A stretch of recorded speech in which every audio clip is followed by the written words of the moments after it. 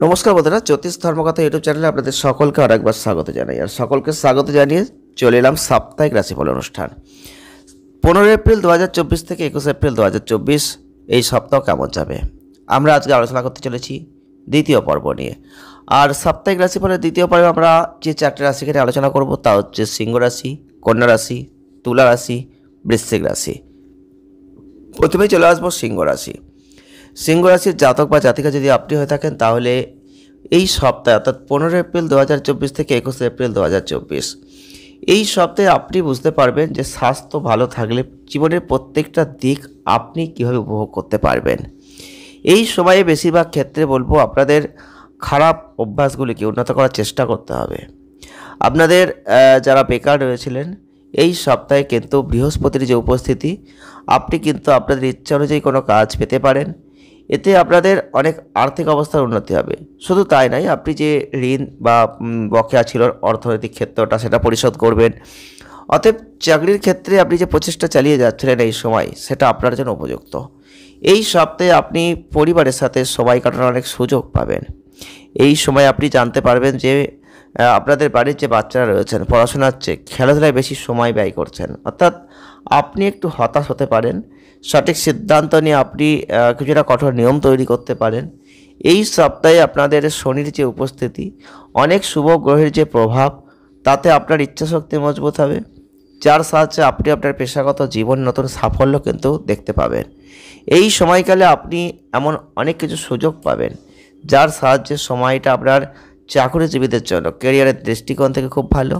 যারা যেসব শিক্ষার্থীরা বিদেশে চেষ্টা করছেন কলেজে যাওয়ার, পড়াশোনা করবার, তাদের জন্য স্বপ্ন দেখছিলেন যারা, তাদের জন্য সপ্তাহটা যথেষ্ট সুযোগের ব্যবহার করতে পারেন। আপনার স্মৃতিশক্তি বাড়বে। সকালে ঘুম থেকে ওঠার পর আপনি প্রত্যেকটা বিষয়কে অনুশীলন করুন, সেটা আপনার জন্য ভালো হবে। প্রতিকার কী করবেন?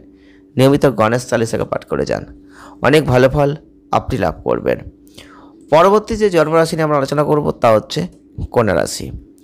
কন্যা রাশির জাতক বা জাতিকা যদি আপনি হয়ে থাকেন তাহলে এই সপ্তাহে বলবো অতিরিক্ত কাজের চাপ আপনার স্বাস্থ্যকে একটু ব্যাহত করতে পারে। আপনার ব্যস্ত জীবন থেকে কিছুটা সময় বের করুন, শরীরকে একটু বিশ্রাম দিন। আর শনির যে অবস্থান ষষ্ঠ ঘরে, সেটা কিন্তু আপনাদের এই সপ্তাহটা আর্থিক বিষয়ে আপনাদের ক্ষেত্রে বলবো খুব ভালো হতে পারে। এই সময়কালটা গ্রহদের যে দৃষ্টি থাকছে কন্যা রাশির মানুষদের বৃদ্ধি আর হচ্ছে আয়টা বাড়বে, সঞ্চিত সম্পদ যোগ করবেন, অনেক সুযোগ পাবেন, পরিবার বন্ধুদের সাথে পিকনিকে যাবেন। একটা দুর্দান্ত সপ্তাহ। এটা আপনার মনকে যে হালকা করবে তা কিন্তু নয়, এটা আপনাদের সম্পর্কে উন্নত করবে। আর চন্দ্র রাশি থেকে বৃহস্পতির অষ্টম ঘরে অবস্থান, দেখবেন কর্মজীবনের দিক থেকে এই সময়কালটা আপনাকে পরবর্তী সময়ের জন্য কোনো কাজ স্থগিত না করে অপ্রয়োজনীয় বিলম্ব এড়াতে হবে, কারণ তবেই আপনি কর্মক্ষেত্রে আপনার সিনিয়রদের সমর্থন প্রশংসা পাবেন। এই সপ্তাহটা শিক্ষার্থীদের জন্য মিশ্র ফল দেবে, তবে আপনাদের জন্য স্বাভাবিকের চেয়ে ভালো। বিশেষ করে আপনি যদি তথ্য প্রযুক্তি, চিকিৎসা বিজ্ঞান, আইন, ফ্যাশন ডিজাইনিং, ইন্টেরিয়র ডেকোরেশন এইসব বিষয়ে অধ্যয়ন করছেন তাহলে এই সপ্তাহটা আপনার জন্য ভালো হতে পারে। পাশাপাশি আপনাকে জীবনে এগিয়ে যেতে সাহায্য করবে। অনেক শুভ সুযোগ কিন্তু রয়েছে। প্রতিকার কী করবেন?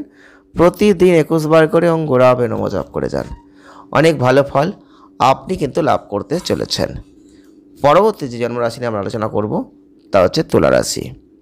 এই তুলা রাশির যারা জাতক বা জাতিকারা রয়েছেন এই সপ্তাহে দেখবেন আপনার খাদ্যাভ্যাসকে উন্নত করতে হবে, ভালো ভালো খাবার খেতে হবে, কারণ আপনার পরিপূর্ণ সন্তুষ্ট জীবনের জন্য এই সহায়ক হওয়ার পাশাপাশি এটা আপনার মানসিক শক্তিকে বাড়িয়ে দেবে।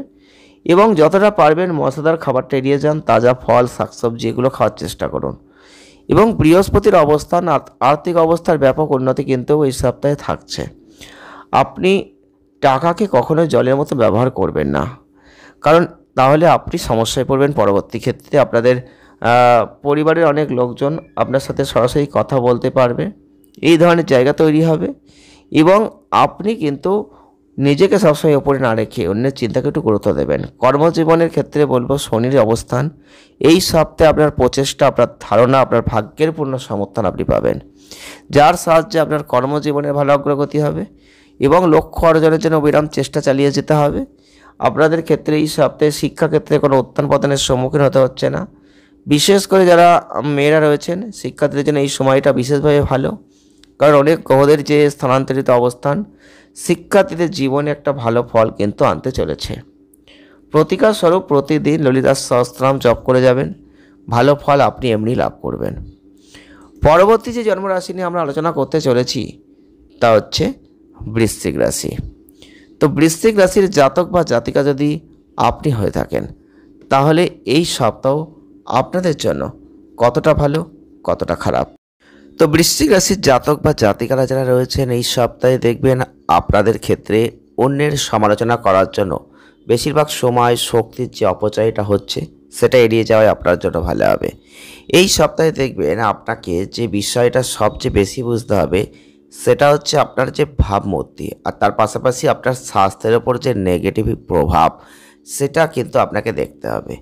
অতএব পারলে পজিটিভ চিন্তা করুন, আপনার কথাবার্তা একটা মাধুর্যতা আনুন, সেটা আপনার জন্য ভালো হবে। এবং আপনার কাছে কেউ এই সপ্তাহে আপনার কাছে কোনো অর্থ চাইতে পারেন, যদি পারেন তো সেটা উপেক্ষা করতে পারেন, সেটা আপনার জন্য ভালো। না হলে যে টাকাটা আপনি দেবেন সেই টাকাটা আপনি এই সপ্তাহে যেটা দিচ্ছেন সেটা কিন্তু নাও ফিরে পেতে পারেন পরবর্তী ক্ষেত্রে। অতএব আপনি সেদিকটা দেখভাল করবেন। আপনাদের যে সমস্যা সেটা কিন্তু অনেকটা বেড়ে যেতে পারে এই সপ্তাহে। আপনাদের যে আশেপাশের মানুষরা রয়েছেন তারা কিন্তু সেটা বুঝতে পারবে না। অর্থাৎ প্রত্যেকটা পরিস্থিতি আপনাকে চিন্তা ভাবনা করে এগোতে হবে।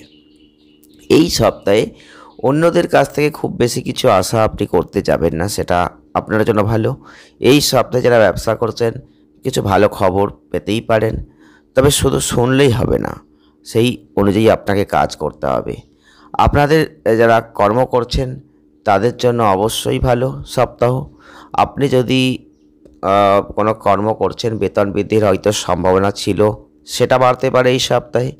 এবং এই সপ্তাহে আপনার ইচ্ছা অনুযায়ী আপনাদের সমর্থনটা কারোর কাছ থেকে পেতে পারেন। তো কিছু কিছু ক্ষেত্রে কিছু কিছু বিষয় শিক্ষার্থীদের বুঝতে কিন্তু একটু অসুবিধায় পড়তে হতে পারে। প্রতিকার কী করবেন? প্রতিদিন পারলে হনুমান চালিসা পাঠ করুন, অনেক ভালো ফল আপনি লাভ করবেন। তো পরবর্তী ক্ষেত্রে যে 4টি রাশি আলোচনা করব তৃতীয় পর্বে, আপনারা সঙ্গে থাকবেন, ভালো থাকবেন, সুস্থ থাকবেন। ধন্যবাদ।